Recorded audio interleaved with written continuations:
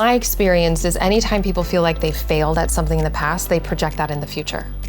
So before moving forward with coaching or change or starting the business again or falling in love, whatever the thing is that they want, they have to confront that misunderstanding that from the past.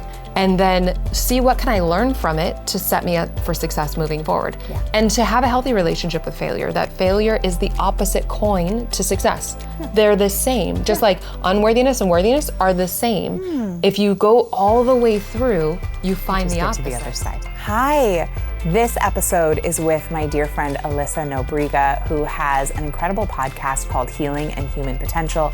She is a double master's degree therapist as well as a master coach who has certified thousands of incredible people to use her 5-pillar methodology for true healing and release from their limiting patterns so that they can open up and have the kind of money and freedom and businesses and love and health that they desire. And in this episode, we really dive into her personal story and how she unraveled her financial shame, how she went from $16,000 to $300,000 in profit within a year through actually a process that you too can do. It's not complicated, it doesn't require fancy funnels, and I think you are absolutely going to love learning from Alyssa. Enjoy. Welcome to Plenty. I'm your host, Kate Northrup, and together we are going on a journey to help you have an incredible relationship with money, time, and energy, and to have abundance on every possible level. Every week, we're gonna dive in with experts and insights to help you unlock a life of plenty. Let's go fill our cups. Please note that the opinions and perspectives of the guests on the Plenty podcast are not necessarily reflective of the opinions and perspectives of Kate Northrup or anyone who works within the Kate Northrup brand. Hi. Thank you for coming. Oh my goodness, I love you. This is so fun. Yeah. I have a lot of questions to ask you about, like, specifically to fill in. I know about your life now, but like I don't know about your life before. Yeah. So we're gonna start there. Okay, let's do it. Okay. What you said at one point that kind of human potential was part of your upbringing, like part of your childhood. Is that true? Were you in one of those like personal development-y spiritual households? Yes. What was the setup? So most of my family went through an awakening at the same time without talking to each other. Wow. So we were all through. Like extended family? No, my core family, my mom, my dad, my brother. I have one brother. My oldest brother is not really into spirituality or personal development, and he's the black sheep in my family because everybody else is. But around the highly same, unusual. I know. And my husband's family's the same way. Everybody except one is into spirituality. So, but I think I kind of came in with that curriculum, like that was a very strong intention and way of seeing things. But I was at the darkest part of my life. My dad, my mom, and my brother was going through a lot of health challenges. And all of that led to us questioning reality and who we are and different ways of being. And so my whole family, without talking to each other, started going through an awakening. And for me, I would just look at the moon and question everything, play guitar. That was more my way. Amazing. And my dad got into shamanism. Okay. So like he went from being very successful, being an entrepreneur, starting his own company, doing really well, but being disconnected with his truth and his heart.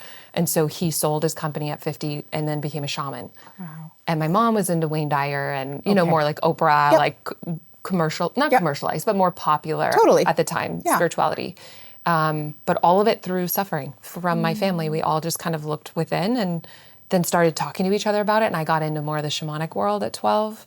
So you were 12? Mm-hmm. Yeah. Talking to the moon. Yeah. Playing the guitar. Questioning everything. What was what was the general nature of your angst at that time? Bullying. So I was bullied in middle school for about a year and a half. That's brutal. It was rough. Like every day, these girls who some of them are in Hell's Angels now, and like, it was like just... Where'd you grow up? Pleasanton is Bay Area. Northern California. Okay. And just physical threats every day. And so there's a lot of shame that I held, a lot of like trying to hide myself, it was interesting though, because I remember, I don't know where we're going, but like, I remember being... Me neither. I remember like having a really deep spiritual way of living without knowing what that meant until I was about 9 and feeling like I wanted to fit in and belong with other kids and I wanted to understand. And so I ended up kind of choosing into trying to fit in and trying on different identities of the skater, the rocker, the cheerleader, and none of them fit. And when I was trying to do that, that's when life sort of created some challenges for me to come back to who I am beyond all those identities. Wow.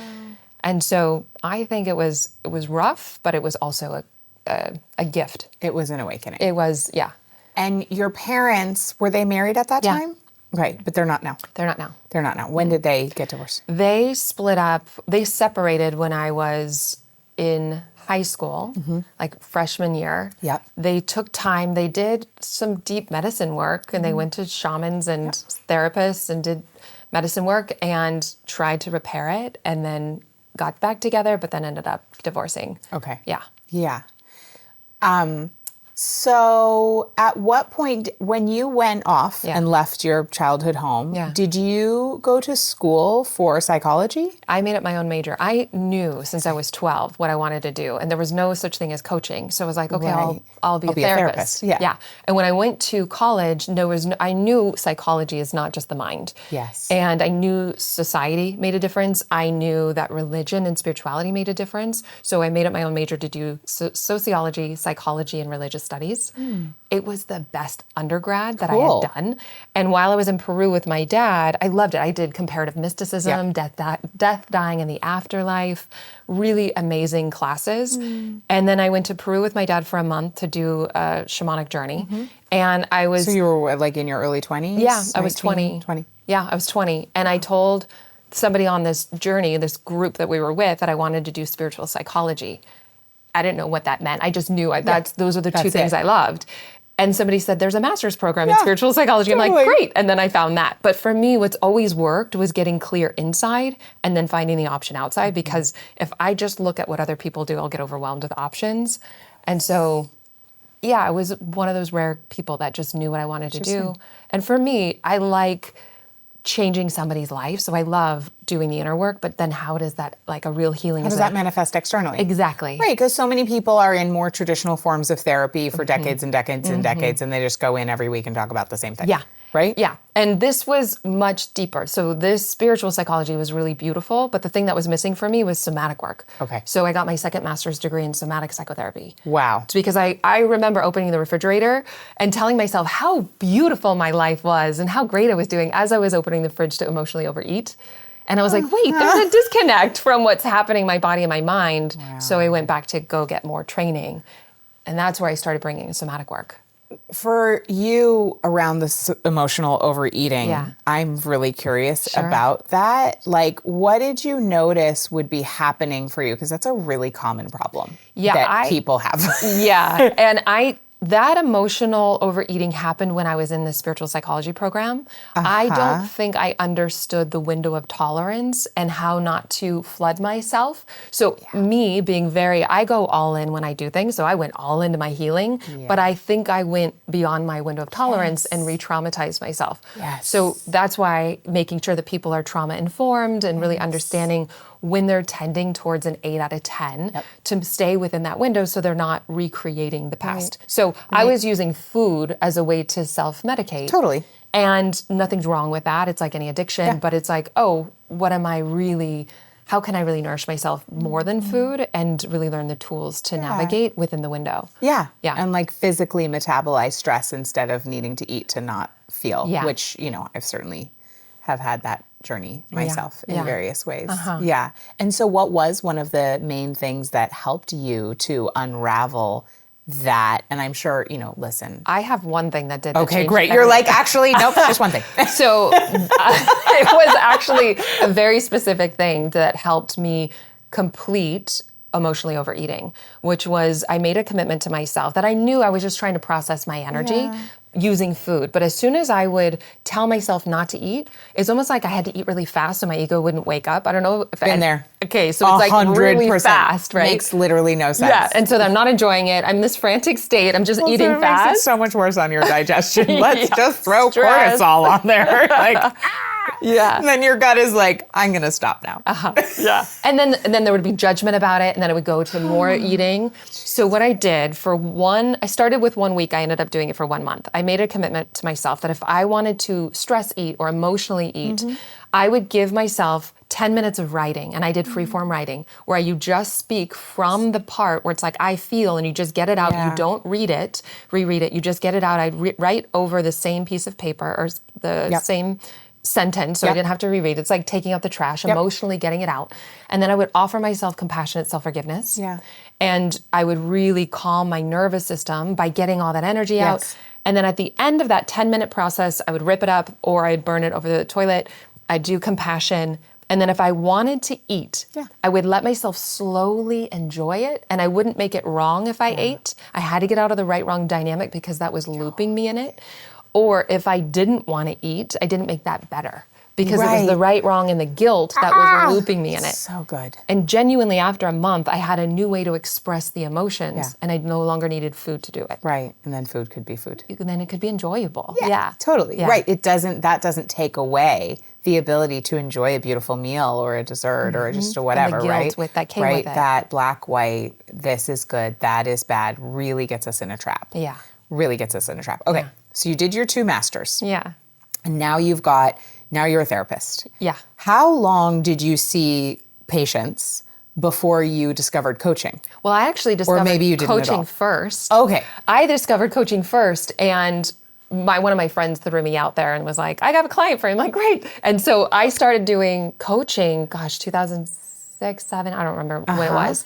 And I had already, and I figured out that I needed to figure out entrepreneurship, and I didn't want to create clients, or I didn't want to do any of the business things. I was like, I love the inner work and I want to help people change their lives. So I went into therapy thinking that I would just do insurance and not have to worry about that. And then nobody taught me entrepreneurship, how to create clients. So when I was getting my internship, you have 3,000 hours of almost unpaid internship before you get licensed as a therapist in California. So I did it within 2 years. I hustled. Yeah. And I learned all of it, but I used business as a personal development path. I was like, okay, making money can be about really using money as a mirror to get free. Creating clients can be about service. How do I bring my values into this? But I had to learn by just doing and figuring out my own way. And so I started coaching, went to therapy. While you were doing those 3,000 hours, had already started coaching. I'd started coaching before. So that you could have a source of income and not only be doing unpaid labor. I was actually... that's my interpretation. Yeah, some of that. I was Okay. also modeling before. Cool. And so, because I really went all into being good at what I love and helping provide value. Yeah. So that was my main focus. And spirituality, I also saw my dad do really well, but then feel disconnected with the life that he had built. So I was like, I want to go more towards spirituality and just doing what I love. I didn't really ever care about growing a business or making money until my mid to late 20s. What happened then? I got to a place where spirituality was so important and so valuable. And there was a point in my own development that I was like, I want to sink my teeth into all of life and know the divine in all of form. And then I was like, okay, let me use business and money as a path towards that. Yeah. And so that was more my interest, like using business as a spiritual path or personal development path. So cool. Yeah. That's so cool. Yeah.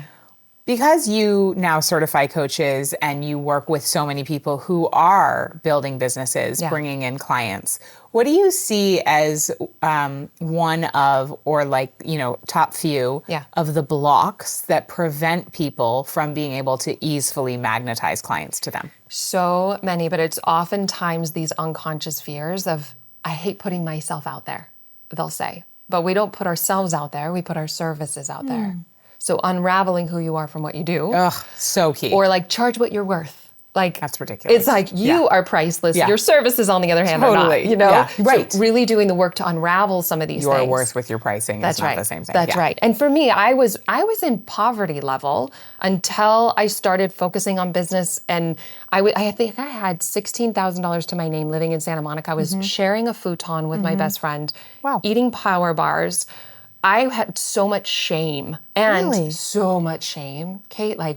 I felt like I was wearing this invisible cloak. And I think it was one of the greatest things that ever happened to me because of how I got to transform that. But It was rough for a long time. Did you have shame about living with so little, or did you have shame about the possibility of making money? I had shame about living with so little. Okay. Yeah. And I think it was honestly this sense of not feeling good enough, and money was a reflection of that. You know, and I was judging my achievement or this part of me that wanted to play and go full out. And so, you know, the shame was a doorway to my worthiness, but I didn't see it at the time because I was trying to hustle or get enlightened or make more money so that I would move beyond it rather than just meet it. And that's when it finally transformed. How did you actually meet it? Like, how do you meet shame? Yeah. So I know from my own personality, I'm very now, because I would say that my life had these two parts where, you know, from Friends, you've got Phoebe, who's like smelly cat. She was like very spiritual. I had that. I was definitely embodying Phoebe. And then the pendulum swung to Monica, and I was like type A in business, like, and I can see Phoebe and Monica in you. Totally. And so like, and the pendulum swung, and then it started integrating. And I really wanted to make sure that I stayed true to like what this was really about, which was getting free. And so anything that started to contract me, I would go into and start to get mindful with. I forgot what your question was that you were asking me. How do you face shame? Yeah. So I liked where you went though. My personality. That was worth you losing the thread. My personality though, like as it started developing, Monica would try to strategize my way away from feeling shame or failure. Yeah. And so instead of trying to move away from it into strategy, I stopped to feel it fully. Yeah. And it's like, ironically, like that's not as a story, but as a sensation. Yes. You know, and like a simple story would be, I did a launch and I put my everything into my certification program, like really helping people through, this is my labor of love, like so proud of what it is and who my students become. So then I ended up putting $250,000 into like scaling it with ads. And I'd done it a few years, so I knew where the metrics should have been. And I got to the day that it was supposed to be the biggest day, and the numbers weren't there, and I was deflated. Yeah. And I let myself, I could feel wanting to strategize about how can I make this work? And I could feel where it was coming from. Avoidance of failure, of not feeling good enough. And so And overcoupling results with your worth, that's right? Maybe. I don't know, just suggesting. Yes, totally. Yeah. Totally. And there's a truth of like, this is my dharma, this is the work that I'm here to do in the world. And there's a part that didn't fully let myself feel failure, feel not good enough. I had in the past, but it's not like you do it once. Yeah. And so I let myself just slow down to meet the sensation of not enough, of failure. And I could see the tendency to want to strategize. Some people lean towards or just freeze and avoid. So either way, both are safety strategies. So I let myself fully feel it.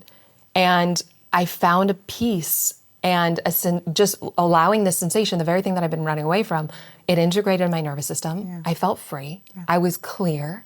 It was a gift. So that failure was a gift. And I gave myself the weekend off. You know, my typical personality would have been to tinker and try to figure it out, to change because I was still in the launch. And I gave myself the weekend off. And on Monday, only after I had felt it, the sales started coming in. It ended up being our most successful launch that we had ever done to that point. Wow. But only after I was willing to feel it fully. And so it's a really interesting, energetic unlock. And I will say, I mean, I love that there was the monetary result because we love that, but it would have been worth it even if it hadn't. It was nice, but it didn't dictate my worth. Exactly. And it's like, ironically, when we feel not good enough, we feel our wholeness. So it's like, isn't that crazy? Independent of like, it's like the last place we would think to go. Actually allow yourself to fully feel failure. Yeah. You feel success. You feel whole. Independent of what's happening in our business or our relationships or our body. It's like the last place we would be willing to go. Like if I want to feel worthy, I embrace unworthiness. It's so crazy.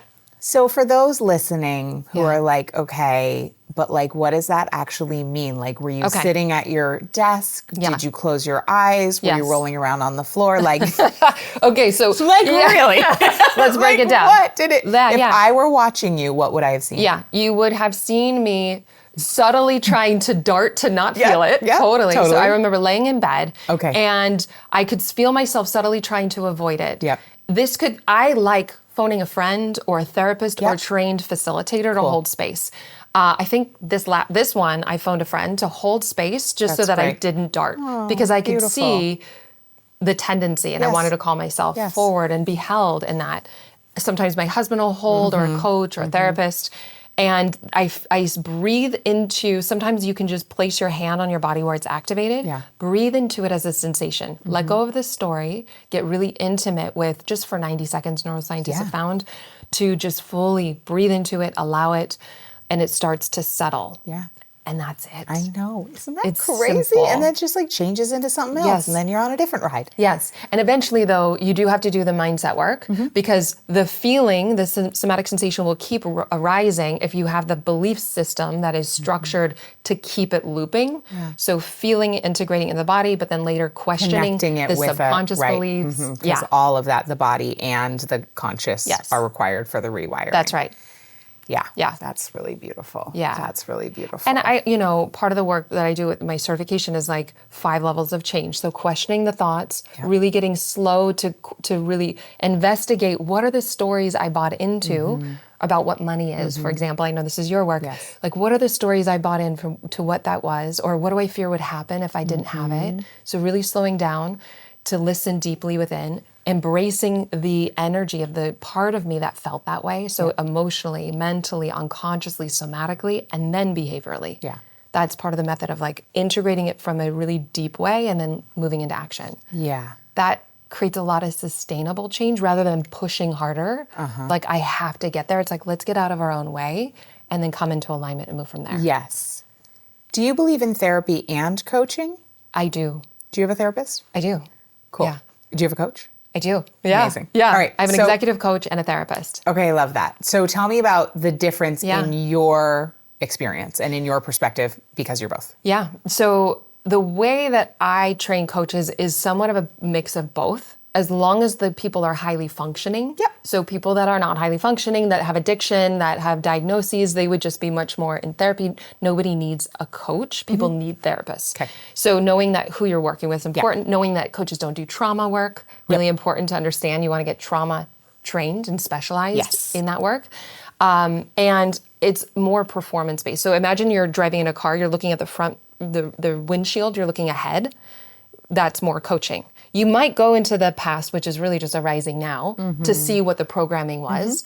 And therapy is more so looking at the rear view mirror and healing the past. That's more of the focus and intention. Sometimes there's a bit of a crossover, like a crossover, where it's people in private practice that are highly functioning and they want more personal development. But now that coaching is getting more popular, people are seeing, oh, I can see a coach for those things. Yes. Because it's more, for me, a real healing is a change of behavior. Yes. So empowering clients with the tools to navigate their inner world and their outer world is, to me, really empowering. But therapy has a place, coaching has a place. It's just different.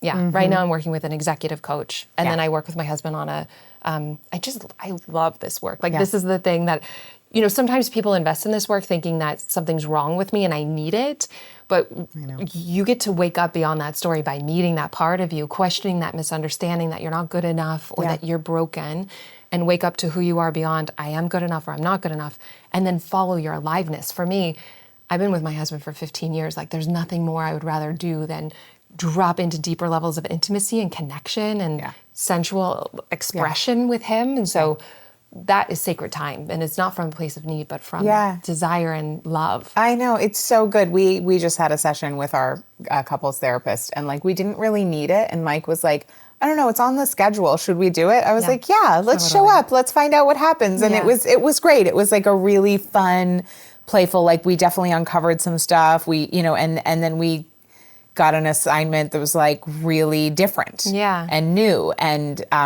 because it's not from a place of like, it doesn't always have to be from a place of there's a problem. Right.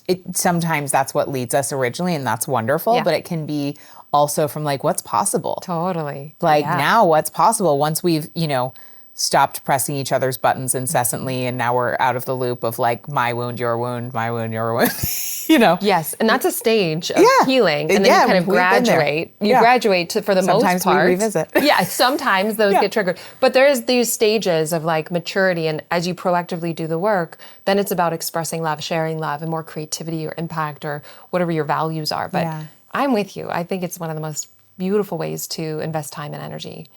Circling back to your money experience Yeah. and kind of like how you work with people and what comes up with people in your coaching certification.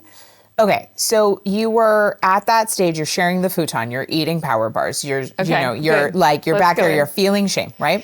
About that. Yeah. You're taking action from the place of like, if I can make enough money, maybe if I can hustle hard enough, maybe, right? Or whatever. Wasn't there yet. Tell me I what was felt happening there. so- How did you go from where you were there to where you are This is now? not what you're going to think. Okay, great. When I got married, we hired a wedding planner. And I think it was $10,000. She planned our wedding. And I was like, this is the first time I had somebody to support me in executing a vision. And I had the most incredible wedding. And for me, it felt like my first coach in a way. Wow. Because I was like, I can invest in myself. Yeah. So I remember I had $16,000 to my name. Yeah. I ended up, right after I got married, the blur, it's a little blurry. It's been a while. What is time? Yeah. Anyway, I had $16,000 to my name. I invested $10,000 to a 6-month mastermind to teach me basics around business. Yeah. I knew nothing. Yeah. I was like, people come to my Bali retreats or they don't. And like I had no... Right, like no concept of like the steps that people do. Like when people are doing huge launches, there's actually like a methodology for that. Like that I didn't know at all. Big mystery. But even like, you should take their deposit before you start paying the hotel. You should have a date to do that. Like very basic things I just didn't know. It. Right. Nobody teaches that as a therapist. Yeah. So I did a 6-month mastermind. I ended up making $100,000 in 2 weeks. Wow. And $300,000 profiting that year, working 30 hours a month. Wow. And that's a big a big jump. Yeah. So what I did was I took massive action for my dreams because I saw what I could do for the first time, having just the experience of like, wow. I also just felt pregnant with like, this is my time. I felt like I was ready. But I also faced all my fears to do that. And as soon as I faced my fears to step into it, and I was doing my own interpersonal development work, starting to design my methodology, taking people through the inner, and I'll share what some of that was, that's when everything clicked. More the masculine and the feminine, the inner work and the strategic energy and strategy. And I was like, whoa, this is possible. And all of my friends started seeing how well I was doing. Wasn't coaching coaches, started doing really well. They were like, can you teach me? Yeah. Put them in a mastermind. And then it's just accelerated from there. And so, but I had to do the inner work. I had to take massive action. I knew that if I wanted to really go to my next level, I needed to face my own fears and walk through my excuses. And that's what changed my life. And that's what I teach in the certification program. Yes, but that process. How to do 30 hours a month and do multiple 6 figures. Because most people think you need social media. Right. You don't. And so you did that without social media? I didn't do any social media. I had Hallelujah. no online presence, no launches. I love this. And I wasn't working with coaches. It was easy. And all I did was focus on really getting good at what I did, really getting loving the work, and then sales. And I love sales. Yes. So I teach sales. And like if any time people feel gross about sales, it's because you're focused on what you can get rather than what you can give. Yeah. So there's a way to be in integrity with the work and then feel good about it. You see your clients change, it's just like this ripple effect. But some of the inner work that I did at that time was a lot of our programming is from like age 6 and when we're in womb, more womb stuff now that we're finding out, but 6 into utero. And I went to my childhood home in my mind as a meditation and I started investigating what was my mom's relationship with money? What was my dad's? What did I learn from them? So like people might say money is freedom, money is time, and money is not for me. It's hard to make money. Money is security. So I started really collecting those stories. And then really, like if you want to go faster, you slow down, you do the inner work, and then bringing mindfulness to start waking up from that younger part of me, doing more inquiry, doing more mindset work. And then I also started seeing that there's a connection between our relationship with our parents and our relationship with money. So like if I worked hard to get my dad's love, I'll think I need to work hard to get money. Or if I feel like I need to abandon myself to make money for my mom, or sorry, if I feel like I need to abandon myself for my mom's love, I'll think I need to abandon myself to make money. Yeah. And right, so, because our parents are our source of safety and security, and money is our source of safety and security, we think. Yeah. So we think, totally. Yeah. And so like seeing these things, I think is one of the most powerful parts so that it becomes conscious. And then we can do some of the transformative work somatically, emotionally, unconsciously, and then taking action in alignment with powerful. it. Yeah.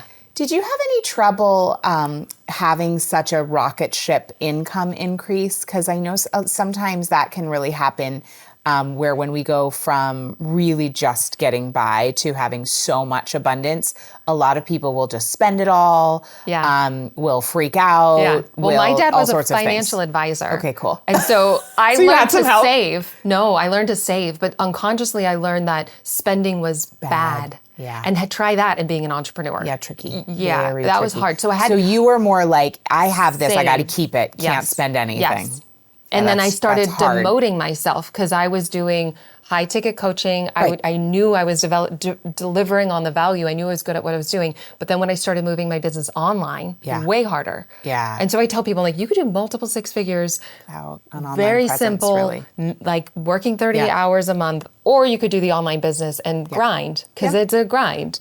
And there's ways to do it that are easier, hire people, but it's still, you got to, especially in the beginning, you got to put your time in. So I want people to know about it, so they're consciously going into it. You can also make a lot more money, but you Yes, scalability. But you also want to think about profit and how much time, and so there's 100%. people have different things that are important at different phases in their life. Yeah. But for me, going online is when I started really, that was harder. I demoted myself. I was doing things that I should have been hiring out for. Right. And so I didn't. Suddenly you're like tinkering with funnels and like. And I'm like a capable woman and I'm like learning all the things. Sure. And resourcefulness is important to get to six figures. It is.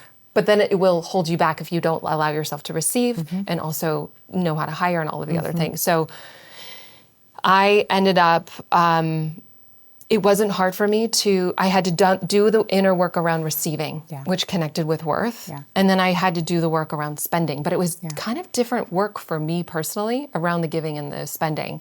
And the scaling has been easy. I know how to make money. I know how to serve people deeply. I know how to do all the front end. The back end, growing a team from 3 to 33 within 3 months was where That's insane. it was an initiation. For Why me. did you need that many people all of a sudden? Because with the certification program, a lot of support. it's a lot of, you're holding people through. Yeah. And you want that. Yeah. It's different than selling courses. You're grading videos, you're giving feedback. They're Right. Well, really yes. in it. I mean, and let's be honest, there's a wide range of kinds of certifications out there. No. But when you're doing it With in the way integrity. you would Yeah. as someone who has a double master's who's been studying this stuff since she was 12. Yeah. Like that's going to be a really different experience than someone who's just like, it's self-study, it's I'm not that. beebity bobbity boopity, like No, whatever. this like, is you like know, depth. there's like, I just want to be really clear, like all certifications are not made equal. Yes. And that's, just true. Yeah. Yeah. And like, I want people to embody the work, not just know it, but live it. Yeah. And as they change their life, then they feel more confident to serve. And like, that's what we're here for, this ripple effect. And so, yeah, it required that to be in integrity with the way that I wanted to serve. Mm-hmm. And it's still, just transparently, it's still an edge for me with team. I don't like doing the hiring and the leading. And so, I've had a CEO but it's still, there's, 48 people on my team. So that's been more the edge. I'm just going to be very honest. When I hear that, it gives me anxiety. Me too. Just full transparency. And- I'm like, that's like.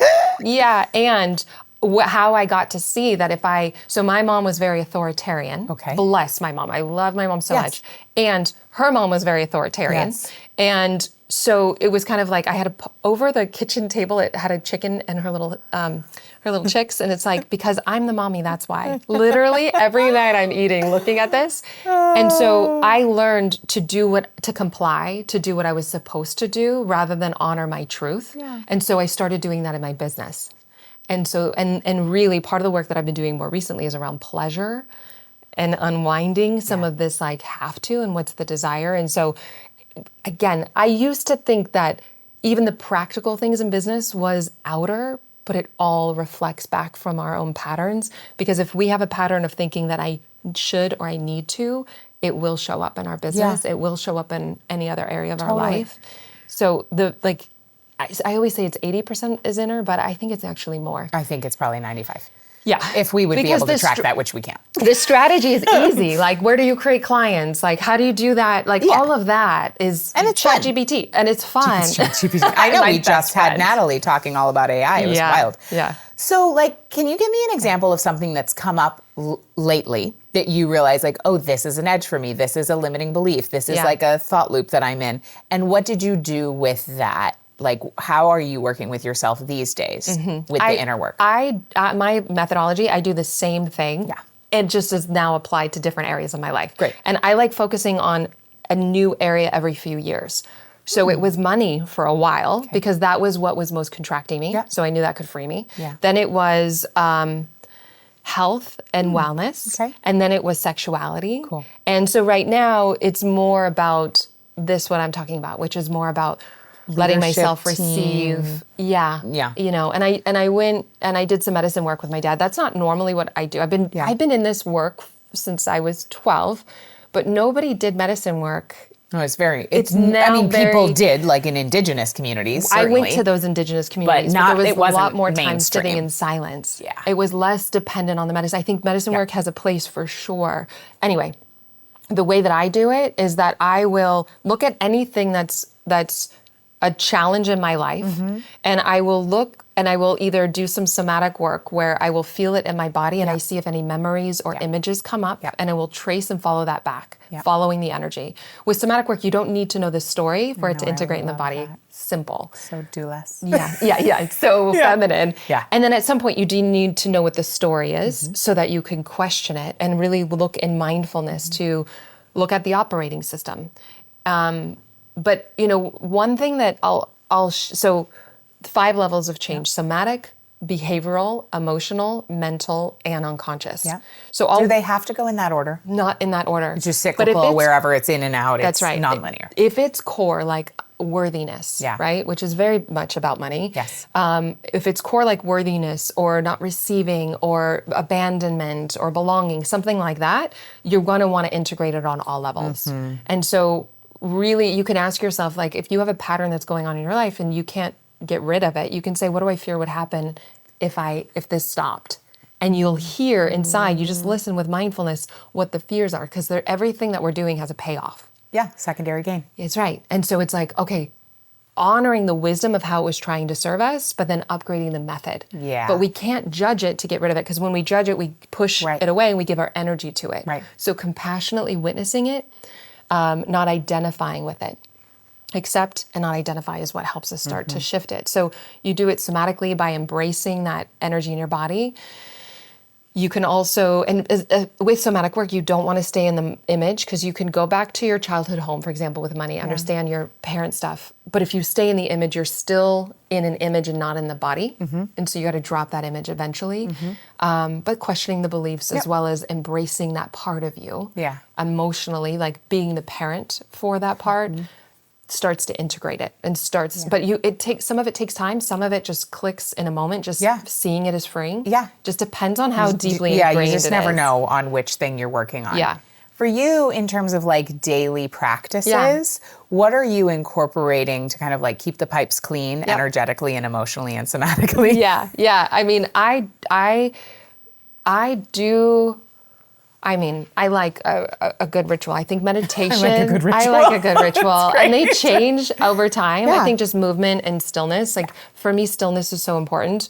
I used to do probably like 20 silent retreats. I've probably done 20 silent retreats. My teacher is in retirement now, so not doing them. But just like up to how long? 5 days on average. Yeah, I did a Vipassana 10-day. It feels more masculine for me. I already have a lot of that achievement energy. So more of the feminine being resting as what you are is more my practice. So meditation, movement, either working with a therapist or doing my own, like compassionately being with these parts of me. But really, anytime I do regularly question my beliefs, like I did when I was 12. I still do that regularly. Do you still play the guitar? I don't. Because my older brother was better at it. And I'm like, okay, you just play for me. I'll dance. Perfect. Yeah.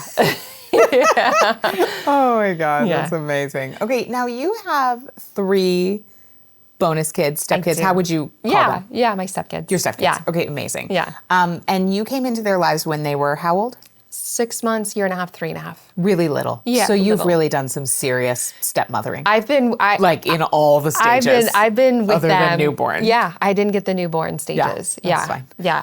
On our, you're like, we didn't miss much. Sorry, some people wouldn't agree, but I'm like, you're good. Actually, my favorite has been the teenage years. Okay, tell me about that because love it it. drives me insane.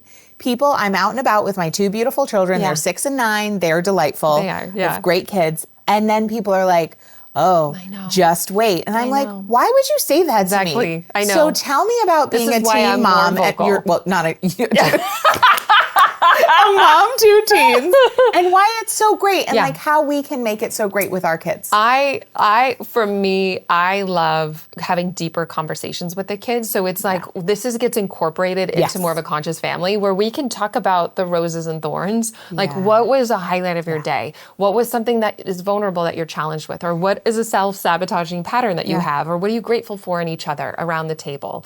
Like those conversations are some of the deepest and most richest conversations. And so having that with the kids, I love. And they also, I think also because I have the skills psychologically to navigate the challenges, understanding that the defense, or if there's anger, there's usually hurt underneath. Yes. So going straight to that, Yeah. then you don't get stuck in all the defense mechanisms, the hormones and stuff. You're just like, oh, you're really sad, and they just want to be seen and reflected emotionally.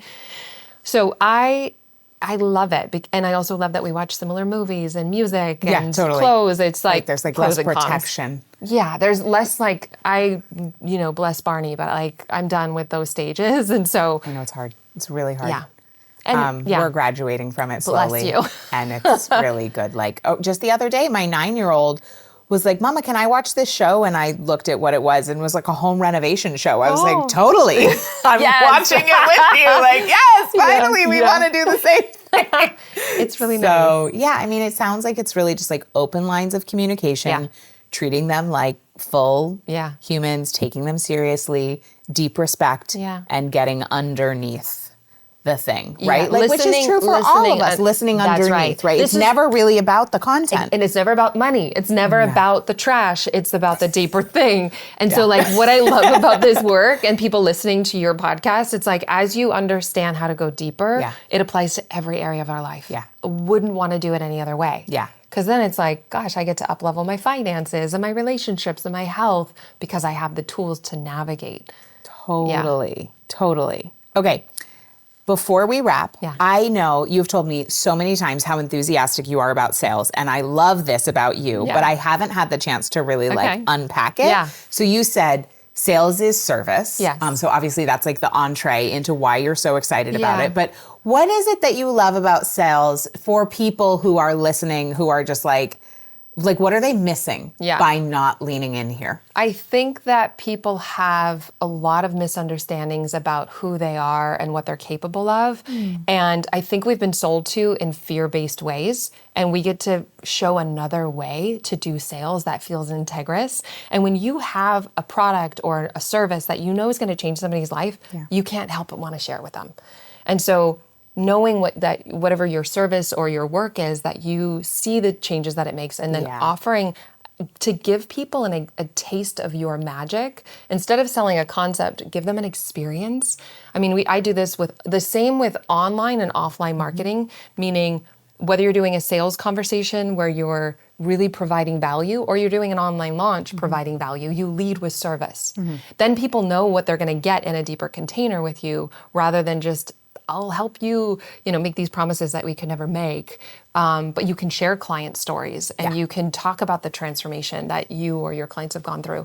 When you're doing it in alignment with your values, when you know you've got something that deeply changes people's lives and you're just there to serve them and it has nothing to do with you, you can't help but love it. Do you think that a lot of people who have trouble with sales just are trying to sell something they don't fully believe in? I think that they think they're putting themselves out there. I think that they tie themselves and their worth with what they're doing. And so if somebody doesn't sign up, they start getting down, and then their business and their mood fluctuate versus doing the real work to see that who I am is bigger than any performance that I could have in my business or not. Or so for me, I only love sales because of the spiritual foundation and the personal development work. Because without that, I think it would be really challenging. Yeah. And so then when you do the work to kind of clear those misunderstandings, you can't help but love it. Yeah. I love that. Okay, final thing Yeah. that is connected to that. And I may share one thing. Okay, just share it first and then I'll ask. It just came forward. Great. Like sometimes people, they have these competing desires where they're like, I want to grow my business, but I'm afraid of being seen. Yes. So it's like a foot on the gas and a foot on the brakes. And that's what creates this internal war. And that's what makes it harder. And most people are like, push through it and be courageous. And like, there is a small place where that works, but not as like a primary way to, because then you burn out, right? Yes. And like, that's what you're about. Driving you're like, no, with your thank you. foot on the brake is terrible for your transmission.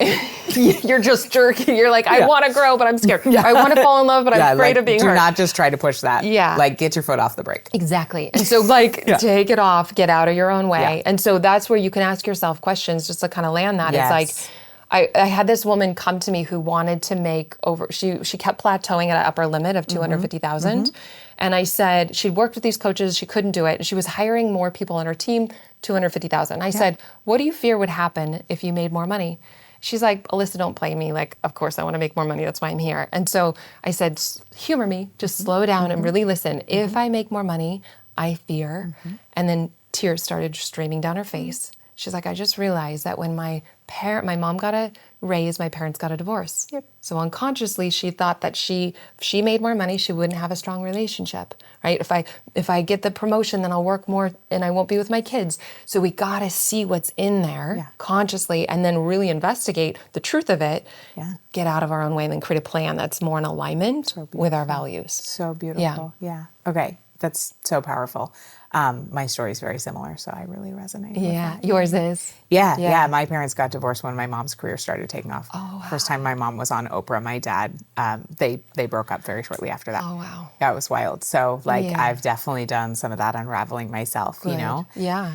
So I do think it's really common to overcouple the amount we make with our worth, how well a launch does with our worth, you know, right? Yeah. And I think you've really already led us through those 5 pillars, you know, questioning, right? Yeah. Just questioning, like create some space between the thought, like witness. Yeah. And then even that brings so much beautiful awareness. Like, is it actually true that how many people sign up for your launch determines how worthy you are as a human? Like, obviously not. So when we do that, but let's say somebody is finding that that's coming up launch after launch.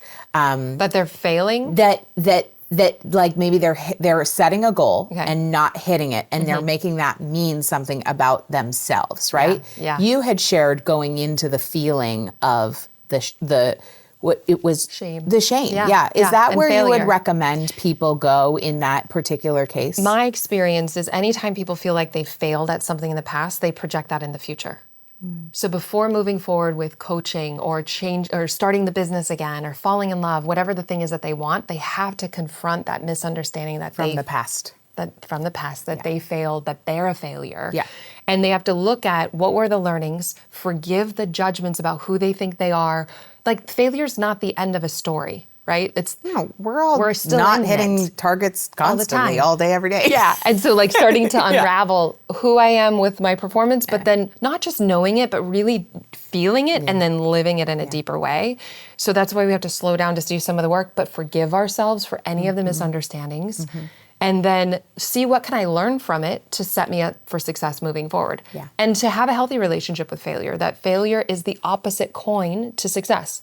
They're the same, just like unworthiness and worthiness are the same. If you go all the way through, you find the opposite. To the other side. Yeah. So good. And that there's love underneath all of it. Like if you enter any feeling and you bring it to the very core and you accept it, there's love at the bottom. Yeah. And so just having the courage to test that, not to believe me, but just to see. Yeah, just try it out. Just try it out. But make sure not to stay looped in the mind because we can think about something as a subtle way to avoid feeling it. Yes, we can. And so, Yeah. Yeah. And some personalities have more avoidant patterns. Yeah. Others indulge emotionally. So learning how to allow it. Yeah, which one are you? You have to track that. Indulger, avoider. And then can I just fully allow it as a sensation and then forgive the judgment? And then when it's not about me, it's like, okay, no big deal. And then we move forward with more grace. Exactly. Yeah. So good. Yeah. Okay, my final question is, why do you do what you do? Like, what is your hope for humanity? I got teary. I think the deeper intention is to help humanity heal and to have the tools to navigate their world, because there's a lot of unconscious projection and trauma in the world. And for me, when I was becoming a therapist, I'm like, why don't people know these tools? So wanted to make them more accessible, because to me, there's nothing better in life than to help people know how to navigate their inner world and therefore live with more open-hearted minds and just be free. So beautiful. Yeah. Thank you. I love you. Thank you for being here. It's I love so you too. This good. is great. So fun. Where should people come to find you? Yeah. If they want to connect, learn more. They can go to alyssanobriga.com. Great. Or on Instagram, Alyssa Nobriga. Okay, amazing. We'll link it up in the show notes. Yeah. And you were your on- podcast is? And you were on my podcast. It was great. So I loved good. it so much. Healing and Human Potential. Perfect. Yeah. Amazing. Thanks, so honey. go find her. Thank you. I love you. I'm getting at least one DM a week that says, when do the doors open for Relax Money again? I'm ready. Now, Relax Money is our signature neuroscience-backed methodology to help you get financially healthier. And we only open the doors one time a year for our live cohort. However, we're growing the wait list early. So when you get on the wait list, there are special bonuses, goodies, surprises, freebies, and you can get on there over at relaxedmoney.com/plenty. Thanks for listening to this episode of Plenty. If you enjoyed it, make sure you subscribe, leave a rating, leave a review. That's one of the best ways that you can ensure to spread the abundance of plenty with others. You can even text it to a friend and tell them to listen in. And if you want even more support to expand your abundance, head over to katenorthrup.com/breakthroughs, where you can grab my free money breakthrough guide that details the biggest money breakthroughs from some of the top earning women I know, plus a mini lesson accompanying it with my own biggest money breakthroughs and a nervous system healing tool for you to expand your abundance. Again, that's over at katenorthrup.com/breakthroughs. See you next time.